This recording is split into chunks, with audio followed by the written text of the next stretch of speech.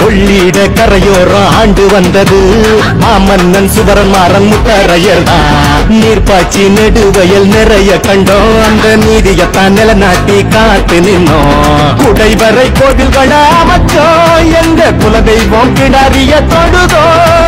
சிவனுக்கே கூடாரா அமைச்சோம், எங்க கண்ண கூட தானமாக கொடுத்தோம். சூடாதி சூரனடா நாங்க சுவரமான பேரனடா, வீராதி வீரனடா நாங்க வேடுபடி தேகனடா. அஞ்சாத சிங்கந்தான் வல்லக்கு தங்கந்தான் முத்தரையும் ஆண்ட முத்தரையர் தான்.